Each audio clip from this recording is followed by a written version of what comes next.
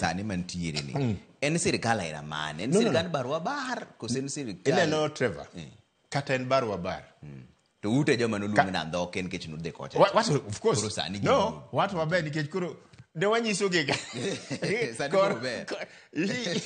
ine Trevor ne wakonde yawa nung'eyo chieng' mawuok e mioyo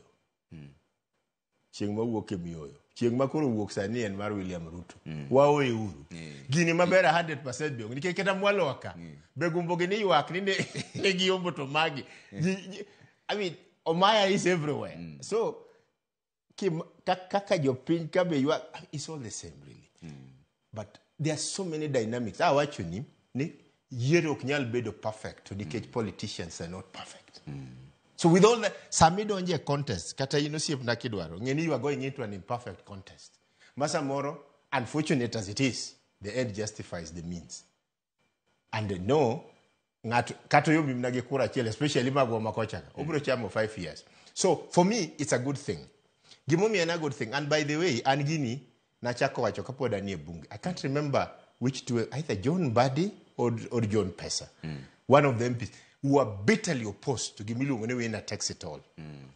Winner takes it all, Trevor, katiye katidage. Kama president woke, there's a difference. One me example. Samoa we kodini. Kiambu County osegolo 2 presidents. Jomo Kenyatta, the first president, Uhuru Kenyatta, the 4th.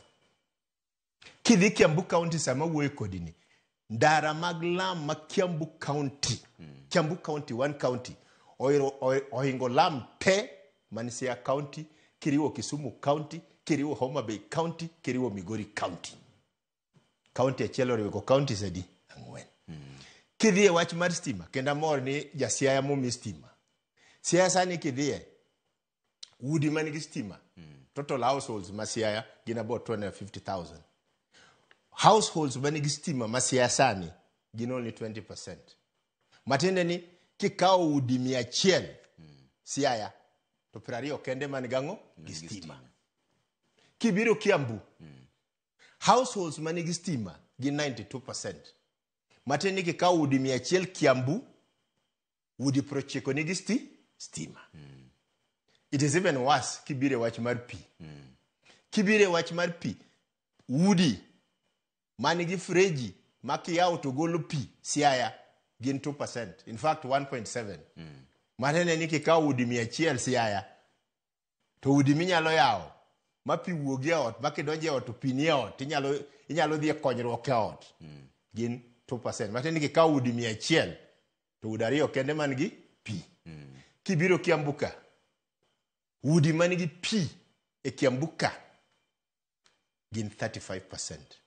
Matene ni kikao udi 100 Kiambu. Would Pradega Beach nigi pia odgi. Emomio osiepna. It is. But you see, onge ngamok dwa chieme Kenya ka. Onge ngamok dwa pi modho. Onge ngamok dwa stima. Onge ngamok dwa ndara. Onge ngamaka tuo tok dwa dhi hospital. Gigi jidwaro gite. So mondo kuobedie Kenya en piny ma barwa bar whatever you call it. Kati wacho ne broad based, kati wache handshake, kati wache corporation, kati wache nusu mukati. Kenya en abar bar country. I'm sorry. Nyakwapoge. Okay. And now wacho kani parliament. For example, it is wrong and we can't say it is right. Look at Raila Odinga for example. Every election en gidhano karibu million na birio moketo geno gi kuome. Kara ilo nwango to gibe ginge ni gitimango. To magi joge ma chakre 2013, 2017, 20 otokode million na birio. Kaiti dwa wacho ne ng'ani gi joge million na birio gi bango kura jogi gi ne waseyombo gi kori ne waseyombo. Iwinjo. It's wrong. So it is nyakwa bed gi formula ma accommodating amok koyudo at a certain level. Okay. And by the way, it is not just in national level. This thing yakabed cascaded to the counties. And I'll tell you why. Right now, Kancha de Dala. And one you think of Mokangwen Manomi teacher county Masiaya. Or make the appointment letter, Koro give the Gimilum deployment. Kagi the deployment. Mean yathini no campaign ne Gumbo. I mean, is that how we want to go? Igole because didn't mean gi have a right mondo campaign ne Gumbo. So kak wadwa kete malo ni iwinjo nyaka bi nyaka e county mondo wach mar ni winner takes it all cannot work in the county, cannot work in the country, okelo tension.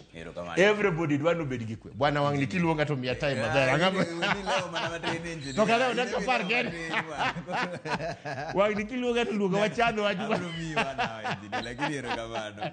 Thank you so much.